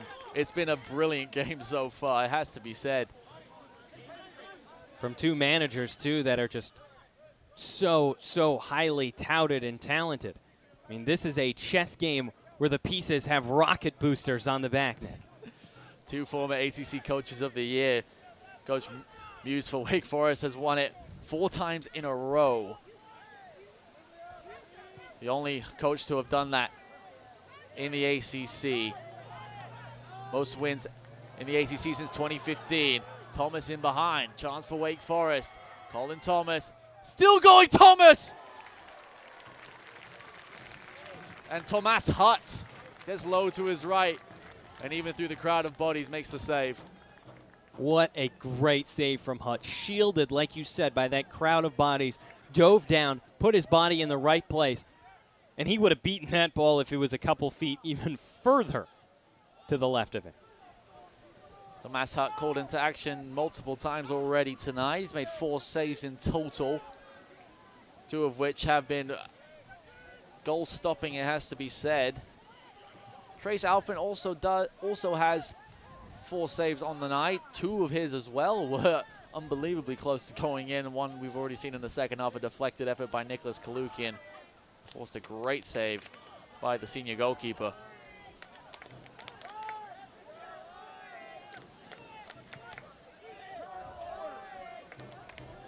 Flax. Monty Thomas. And Sakil Ming fouls the freshman. A very good position for Wake from the free kick.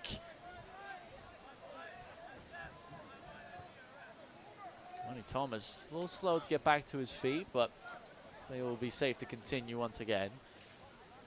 2 substitutions waiting at the sideline for Syracuse. Chimreo Mace and Braden Smith, both ready to re-enter the contest, both of which started tonight. Marnie Thomas, who looks as if he's standing over the free kick at the moment for Wake Forest. Cooper Flax, the other one, along with Colin Thomas, 3 standing and waiting. 2 in the wall for Syracuse. Nathan Scott just a little bit to their right, ready for the ball short to Prince and Ponsa. Options in the center for Wake Forest. Flax is cross into the box, gets all the way to the back post. Perez is brought down, and that certainly is a free kick. Ernest Bauer, the guilty party, and a free kick in an even better position for Wake Forest. You have to feel for Bauer there, too, obviously. Charging at the ball, just a strange deflection that it took.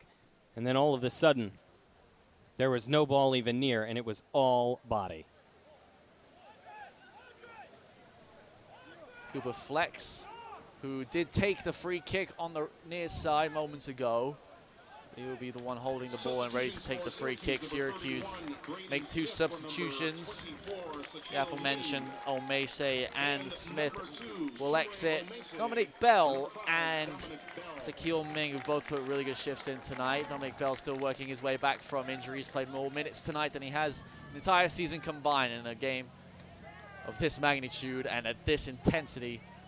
Certainly promising for the future for Syracuse. Those 2 freshmen have been terrific, and it's not just those 2. I mean, this is a loaded freshman class for Syracuse this year. You look at guys like Chimreo Meze, who's done so well this season. Kelvin DaCosta has been great. Obviously, we mentioned Ming, but Braden Smith getting a second start today. This is a class that has so much depth with its freshmen.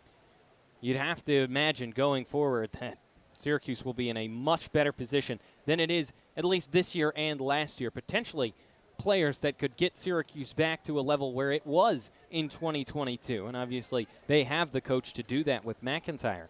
It's all about just continuing to put the pieces together, as well as, you know, adding a little bit more to that attack. Nick, we've seen chances tonight. Just no consistency in those chances. And an injury for Syracuse, which is why we've delayed play for a little bit. Kelvin DaCosta, it's as if he's going to be forced off the pitch. Elton Chifamba will now enter the contest. And Kelvin DaCosta, we mentioned him a little bit earlier, who has been working his way back into the starting 11. Put in a really good shift tonight, but forced off with as if an apparent injury. We'll hope that he's going to be okay for the foreseeable future, but now it all depends on the free kick for Syracuse. More importantly, Wake Forest. Flax standing over the free kick. 4-man wall for the Orange. Flax. And the ball just did not reach its target. A little bit too much under it by the junior from Dix Hills, New York. And a little bit of a disappointment for the Demon Deacons. Sailed free kicks from both sides as well. So, I mean, this is starting to become a common theme. Both teams have been so good at getting pressure on either net. But putting it in the back of the net, the struggles continue. Well done by Bauer. Got it out to Smith. Braden Smith deflection over the bar. And it looks like Ernest Bauer has remained down, and it looks he's in some pain as well. And not another injury for Syracuse in the space of just a few minutes. And Ernest Bauer looks like he is in some considerable pain. A yellow card has been issued. Jose Perez for that challenge on Ernest Bauer. Referee played the advantage, which is why it will be a corner. Bauer is back on his feet, although a little bit gingerly. Number 18, Cooper Flax, in the 66th minute.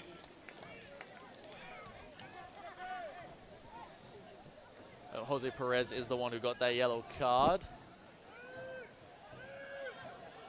Make sure we get that confirmation for the PA announcer, who you may have heard say that it was Cooper Flax, and it wasn't.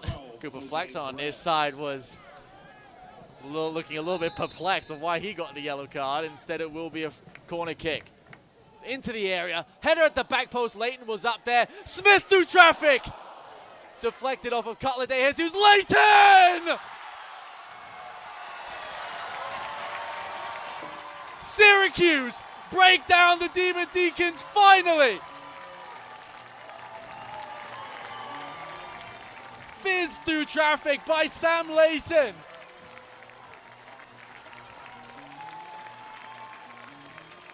The captain, the leader. What a moment for the Orange. Withstanding the Wake Forest pressure for so long.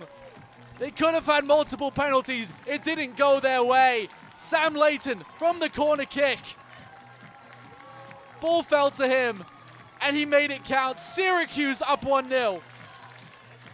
And what a strike as it bounced to him. Everybody had the focus on the shot from Smith. Ball watching as it went to the backside for Leighton. A screamer to find the back of the net for the captain. His first goal in orange. He absolutely laced it. It took a deflection on its way in. Sam Leighton from Brisbane, from down under in Australia. Spent 4 seasons at Southern Illinois Edwardsville. Very, very good school. Makes the transition to Central New York. And in his 10th appearance for the Orange, gets his first goal for the team. What a moment for him. What a moment for Syracuse. In this game that has been so closely contested and is surely to get even more physical now. But now, Nick, it's about finishing off these final 23 minutes. We've seen Syracuse get a lead or have moments and then struggle in the final 10 especially. Gabe Threadgold called for the foul. Perez now for Wake Forest. The Demon Deacons, they've been behind now for the second straight game in ACC play. 14 shots today, forced a couple good saves from Tomas Hutt. Now, facing down the barrel of yet another ACC loss. Syracuse looking at their first ACC win of the year. Ernest Bauer, he looked to play Kalukian in. He was in behind there. Bauer decided to be a bit more conservative. Brady Smith is called for the foul against Thomas. Kalukian, Daniel Kruger. Kalukian, he'd hold on to the ball for a little bit too long there. Not a word from the referee either. It's good to say that Kalukian didn't react to Kruger getting the ball away. That would have certainly would cause a little bit of chaos, and that's something for Syracuse. They need to keep things calm. Don't force the referee to make a decision. Exactly. Ian McIntyre was telling Kalukian the same thing. Calm down. Don't force anything. Niang driving forward.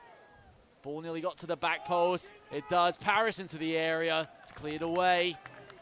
Smith Jr. Now Perez.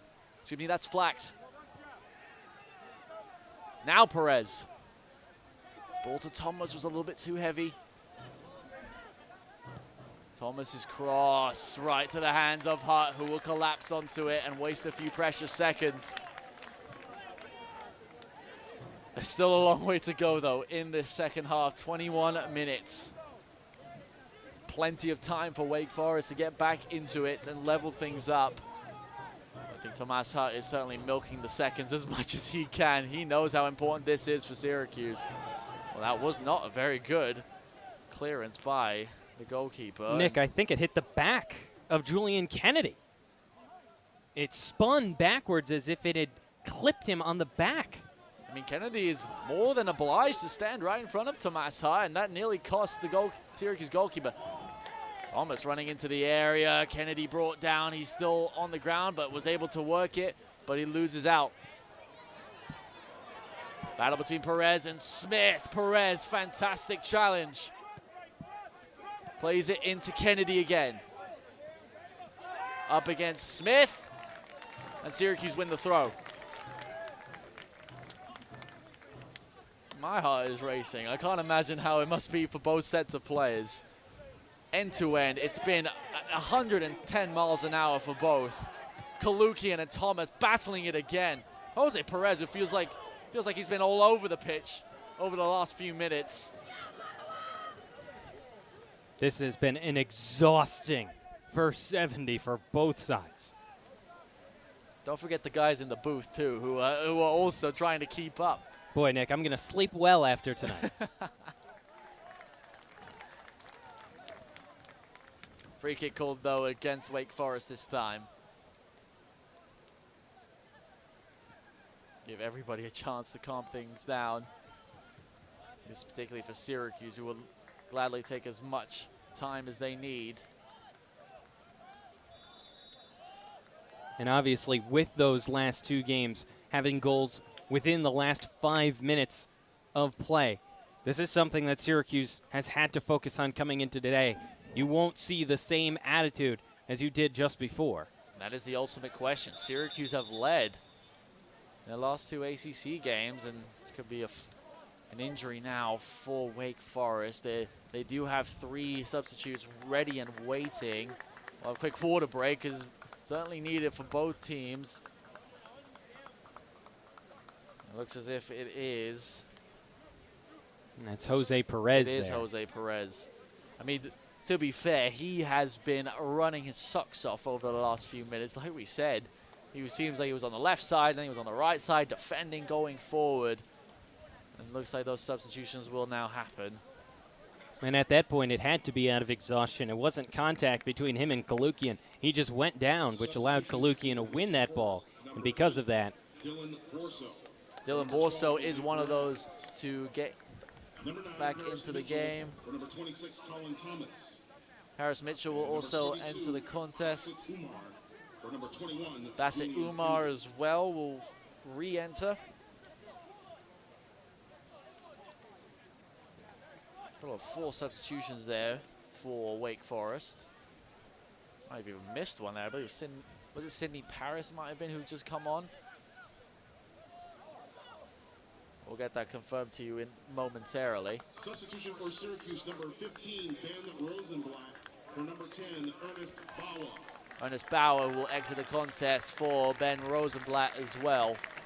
And Ernest Bauer, who has also been a question mark of whether he would get into the starting 11, still struggling to get that first start of the season, but you have to say in his 9th appearance for the team, played really exceptionally to start this second half. he did. He generated a lot of chances, too, which has led to Syracuse keeping that high pressure on. Ernest Bauer, 4 seasons at UNC, knows the ACC practically better than anyone. He's played against Syracuse and Wake Forest on multiple occasions. Even assisted against Syracuse last season in the NCAA, in the ACC tournament, excuse me.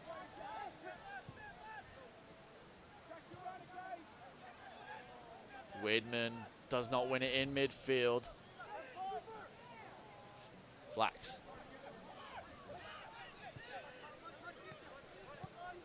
Thomas. Borso.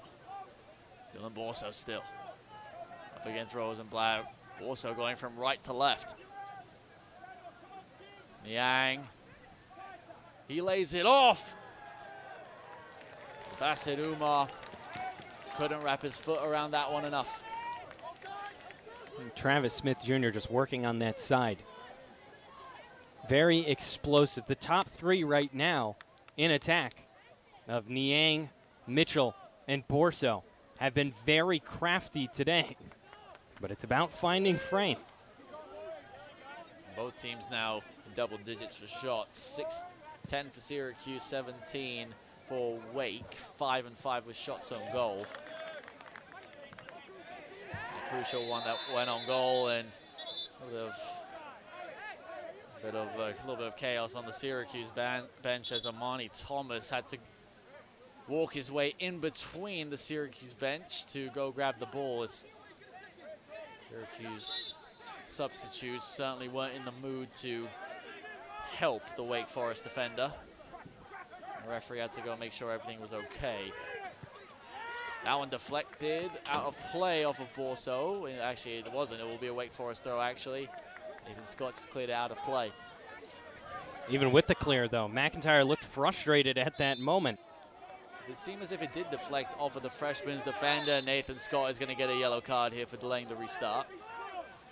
Or possibly just a talking to, a final warning, actually, I should say. That's the second time he's done that. Now, well, we've seen overseas that kicking the ball away results in a mandatory yellow card. It seems as if this time it doesn't go that way for Nathan Scott. A final warning.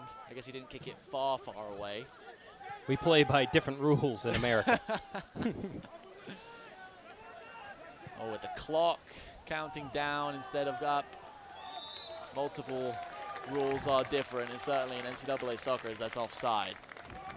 This time against Sydney Paris on the left-hand side. That's part of what makes it so funny to hear Ian McIntyre talk about the American game and American soccer, the way his tactics are for this.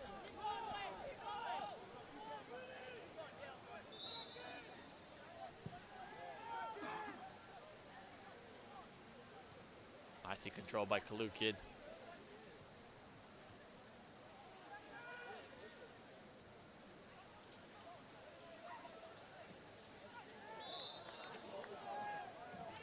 Foul this time called against Nicholas Kalookian.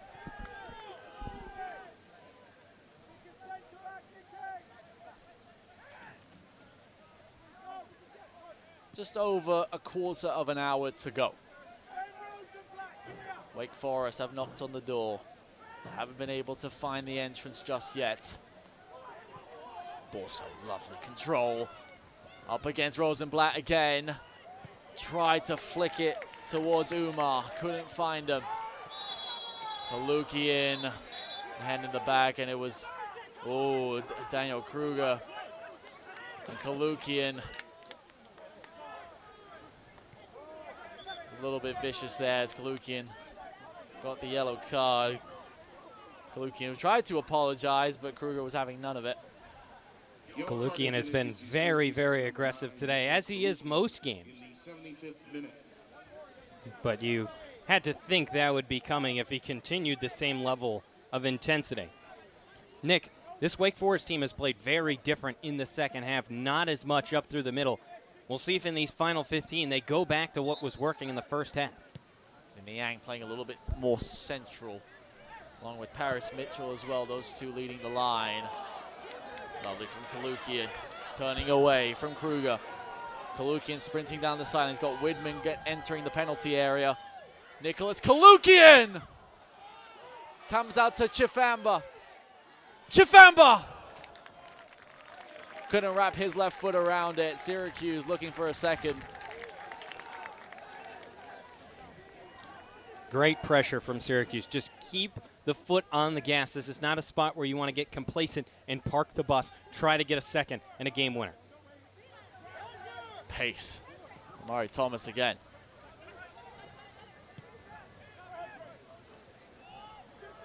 And Ponsa. Center back goes forward. Chifamba does well to win it. Kalookian. I mean, both sets of players losing their footing. Smith, lovely control. Still Braden Smith, still has it. Up against Flax. Freshman did very well to just keep the ball. Daniel Burka waiting. Oh, and that was a late challenge from Amani Thomas. And this could get a little bit ugly. Braden Smith is dragged away by his teammates. And Amani Thomas is shown a yellow card, second for Wake Forest. You have to feel for the freshman and Thomas, too. He knows that was a mistake. He hung his head. It's a late challenge. This has been a game where there's a lot of intensity. You need to play with a lot of speed, and he knows Smith does that. He tries to get to the ball first, lays out just a little bit too much. Smith does well to also draw the contact, show that there was contact, but no doubt he was contacted enough, and that is surely a yellow in anybody's book, even with kind of the laxed refereeing today on some plays like that. I think that has given that little bit of wiggle room for that aggressive nature. But that's what you want to see as fans of the game, as supporters of both teams. You may not like it when it happens to you, but at the same time, you like it when it goes for you. So I think the referee, Dimitar Chavdarov, has done a really good job at maintaining the tempo and creating an exciting game so far. We obviously had those stoppages in play for reviews, but it does feel like this game is a little bit of a boiling pot. It's getting closer and closer to a boil. And Ian McIntyre, too, just walking by his bench, hand to his temple saying, play smart. Burko. Daniel Burko! Inches away from a Syracuse second. Just come off the bench has the Norwegian, nearly making an instant impact again. Wow, just had the angle. A well-placed shot, just not well enough. The right idea from Burko. Nearly had his third of the season and just wide. Fair to say Syracuse have been the better team in the second half. Wake Forest did very well in the opening 45, but possibly running out of gas. 13 minutes to go, however. Long ball over the top. Mitchell does get his head to it. Say Tomas Hutt could have probably come out for that, but in the end, Andre Cutler de Jesus wastes no time getting it away. That one's crossed in. Rosenblatt clears. Nathan Scott. He's got space, he's got people behind, chasing after him. Was well dispossessed by Umar. Part of the reason it's worked so well for Syracuse, or not well for Wake Forest, just bodies on the bench at this point. Wake Forest a little depleted. White, Borso. Borso, left-footed shot! The freshman scores! Equalizer for Wake Forest. And out of absolutely nothing, Dylan Borso gets his first collegiate goal for Wake Forest. And we're back on level terms. Elation for the Demon Deacons, frustration for Syracuse, once again giving up a late goal. An 89th minute equalizer against Louisville, an 85th minute game winner against Cornell, and now a 78th minute equalizer against Wake Forest, and this is starting to become a pretty constant thread over these last three. Syracuse, 85th minute, conceded against Cornell. Against Louisville, 89th minute. 77th minute tonight, after leading in the second half. Wake Forest, who have looked really solid all game long, but Syracuse had kept them at bay. Dylan Borso cut to his left foot, saw an opening wide enough and found the bottom corner. Wake could even score here. It's deflected through Niang! Now that was a miss. Niang had acres of space inside the Syracuse 18 and couldn't keep it down. Had to hit it with his left and just botched that pretty bad. I mean, we've seen Syracuse be the dominant team in this second half all the way up until maybe 4 minutes ago, and now it's all Wake Forest, Nick. The flick of a switch. Wake Forest all of a sudden feel they could win it. Syracuse, who had control. And it took one diagonal ball to Dylan Borso and a little bit of skill. One of the best young players in the country. But a great challenge there by Gabe Threadgold. Daniel Burko is brought down. Free kick, Syracuse. Jafamba tried to play it quickly, but a few players got in the way. There will be another substitution. Michael Aqua will re-enter for Syracuse the second time tonight, or we'll get that substitution eventually, but first we'll have stoppage for an injury here for Syracuse. The Orange lucky. Threadgold got that ball off when he did because it was a little bit lackadaisical on his way there, and that's what ended up causing the collision that now Threadgold has to come off after because he took such a hard knock. Gabe Threadgold will exit for Syracuse. In for Wake Forest is senior defender Nicholas Mencia. Nicholas Mencia, who's coming at left back. Wake Forest have now switched to a 4 at the back. Look to shut things down and grab a crucial and valuable point. Wake Forest have never won at Syracuse in 4 attempts. They've lost 3 times and drawn once in 2017. Moment they're looking to match that result at the moment. Syracuse will look to keep it that way. Borso again getting the better of Smith. Umar! Unbelievable.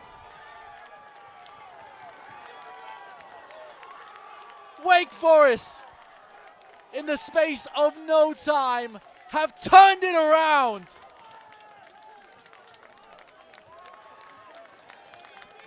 They were 1-0 down just 4 minutes ago. And all of a sudden, the Demon Deacons are 1 in front. Number 22, Basit Umar gets his first goal of the season. The junior, transferred from Dayton. And with his first goal for Wake Forest, it can't get any more important than that. Wake Forest, like we just said, never beat Syracuse on the road. They are 10 minutes away from doing so. Before this game, we had a conversation with a reporter who told us, hey, you have to watch out for Dylan Borso. He might just be a freshman, but this is a guy who can have a massive impact. And now Dylan Borso has to be in line for the brace if this holds, because a goal and an assist for Borso in this game, his first of either. It comes on the road in the final 20 minutes against an orange team that, again, Wake Forest has never beaten on the road. That was a foul. Borso with the challenge. Braden Smith. And Borso does receive a yellow. But that reporter is our good friend Alex Calabrese, who covers the Chicago Fire better than anyone. It's true. And he has seen Dylan Borso move up the ranks from a very young age in the Chicago Fire Academy. And like you said, he told us, watch out for Dylan Borso tonight. Goal and an assist. I mean, I think we should talk to Alex a little bit more about future predictions, I think. We might want to. As soon as I heard that, I went, all right, yeah, no goal, no assist this season. All right. We'll see what happens, right? Well, he was completely right. Incredible. Absolutely incredible. Borso's brother Wyatt plays for Notre Dame as well. It's certainly a soccer family. 2 brothers playing at the highest level. Syracuse need a goal here. Get their season back on track. Chafamba whips it towards the back post. It's not kept in enough by Cutler de Jesus. Chimere Meze wanted that on the back post. The angle just shut so quickly as it drifted towards the end line. And only 10 minutes for Syracuse to find an equalizer now. They were ahead no more than 5-6 minutes ago. You can just feel the deflation in this crowd too, Nick. And there was the excitement of what could have been the first ACC win of the season. It was there here at SC Soccer Stadium, and all of a sudden, Wake Forest and Coach Moose have done ever so well. Mitchell gets it off of Cutler de Jesus. Mitchell's shot inches away from Wake Forest, sewing up all 3 points. Paris Mitchell muscles Cutler de Jesus off it, shoulder to shoulder. There was certainly no foul there. And a little bit of a surprise, you have to say, a Syracuse team that needs to be aware, needs to be ready, because Wake Forest are all over the orange at the moment. It was just a little complacent from De Jesus. When you're late in the game, you cannot hang your head when you got to get back in this one. Flax nearly found Niang. Wake Forest again slicing the orange apart at the moment. The pun was not intended. I do apologize. I was thinking that in my head. Got to give that one to you. Scott couldn't find Threadgold in behind. Syracuse has to pick the intensity up, too. It seems like the intensity has not met the moment. even once going behind by a goal. We saw so much explosive, even possessive at times football from Syracuse, which we hadn't seen in the first half, and now this has changed completely. I mean, this is such a young group of Syracuse players, 13 freshmen in total on the roster. I mean, Coach McIntyre said that this was going to be a journey. It wasn't going to be easy. It's a group of guys who are so fresh and so new to ACC soccer still. But it'll now be 3 games in a row where Syracuse have blown a late lead. Or blown a result late, I should say. Even if they can come back tie and steal a point, that would be huge. At least for morale and confidence to know that you came away with a point while leading within 15 minutes to go. But right now, with how the attack has kind of fizzled out in the last half hour or so,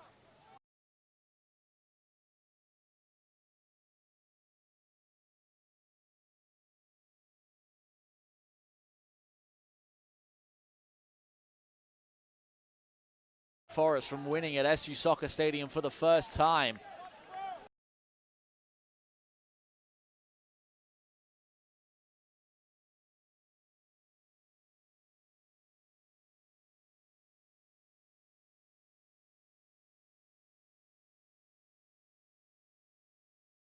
They've had a real tough go at it.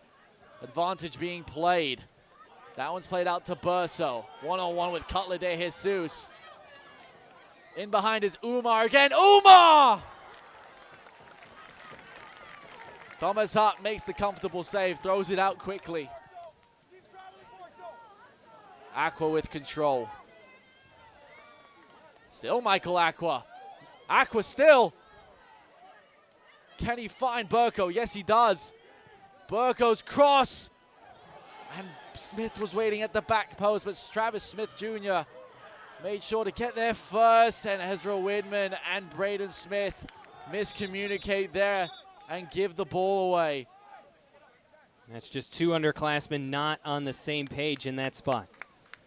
We'll stop with the clock here, 6 minutes to go. It looks maybe if the 4th official is telling the referee that maybe something was said from either bench. We haven't seen anything yet.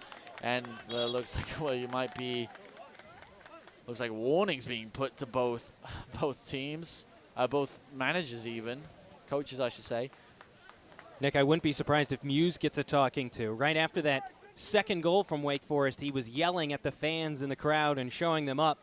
Something that McIntyre pointed and said, hey, look, you know, McIntyre, though, has not been relatively calm. I mean, obviously he never is, but today, the same deal. Well, in the end, it was just a talking to, and we can get back underway with 6 minutes to go. Physical battle between Omeze and Mitchell. It's Syracuse who get on top. Burko couldn't get onto it.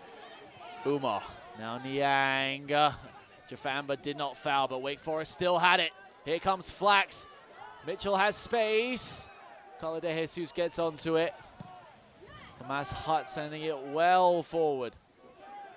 He had 2 options there. He just played to the wrong one. He would have had Mitchell in behind if he just waited a half a second. 5.5 minutes to go. Late challenge this time from Cooper Flax, who does receive a yellow card.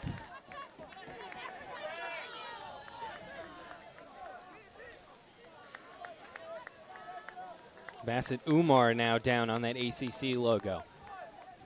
Grabbing at his left ankle. That was away from the play.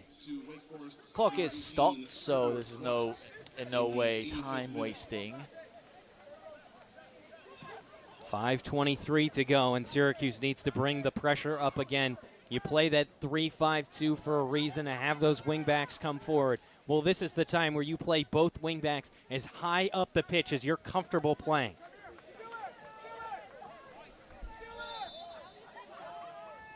It will be a free kick for Syracuse. Elton Chafamba will launch this one towards the Wake Forest penalty area. Long sweeping cross. Ball is still loose. Widman, who gets onto it first. It's Wake Forest. Smith Jr. Scott. Was he fouled? No, according to the referee. Good positioning, good touch from Scott. I'm surprised there's no whistle. But again, with how this game has been refereed today and the play-on mentality, you kind of expect it. Borso nearly in behind. Ball goes out of play, however. De Jesus quickly grabs the ball. We're under 5 minutes to go. Syracuse have been victim to late heroics, but they're the ones who need it now to rescue at least a point against the Demon Deacons. Wake Forest get their first ACC win of the season. Syracuse throwing numbers forward. If Umar got the touch there, he would have been in behind. Dylan Borso now comes onto it. One-on-one with Cutler de Jesus. Dylan Borso puts Cutler Jesus on the floor. But his shot didn't have the power. You really have to be impressed with Borso. I mean, he has taken every opportunity today. Daniel Burko tried to give it to Sam Layton, who's playing up front at the moment. 1v1 with Mitchell. Cutler de Jesus couldn't win it. Omeze does muscle Mitchell off of it. Cutler de Jesus forward. Burko flicks it on. And Ponce gets it clear. Nathan Scott is fouled. Free kick to Syracuse. Clock will continue to run. These are precious moments. Not just for Syracuse tonight, but for their season as well.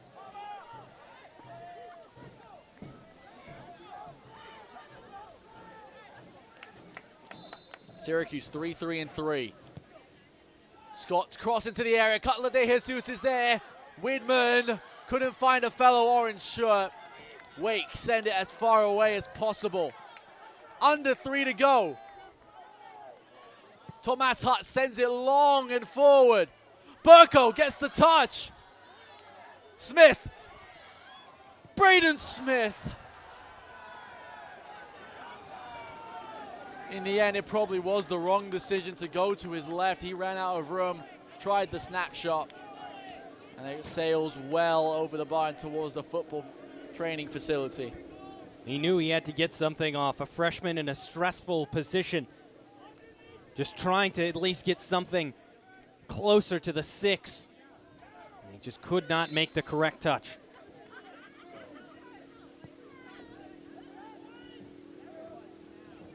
Layton wins the header. Ezra Widman now. Now Layton. It's like kickball at the moment. Omese doesn't win it. Wake come up with it. Under 2 minutes to go. Wake Forest will like to keep the ball as much as possible, but they send it forward. Not content with parking the bus. They're trying to keep the ball as far away from their box as possible. Smith still keeps it. Umar chasing him. And Sam Layton, who is playing as the number 9 at the moment, couldn't return the ball to Smith. Brilliant ball over the top by Borso. Here's Niang. Still Niang tries to lay it off to White. Niang still took a deflection. It will go towards the corner flag. It will be a throw. It looked as if it was a Syracuse throw. It will be a Wake Forest one. 1 minute to go. Wake Forest 60 seconds away from the first ACC win of their season. But can Syracuse stop it? They need late heroics. Brilliant challenge. Smith lost the ball. Cooper Flax will take his time and put the ball to the corner. Rosenblatt sends it back to his goalkeeper. Yet Mitchell in front of him had to send it forward. It took a deflection. Syracuse 30 seconds. Need to get it forward. Burko couldn't find Aqua. The seconds ticking away. And the throw-in doesn't go the way of the orange. That could do it. Wake Forest, who were behind, 10, 9, Fought their way back with 2 goals in the space of 4 minutes. 4, The Demon Deacons conquer 1. their Syracuse Demons and finally get a win on the road at Syracuse at the 5th attempt. Deacons 2, your Syracuse Orange 1.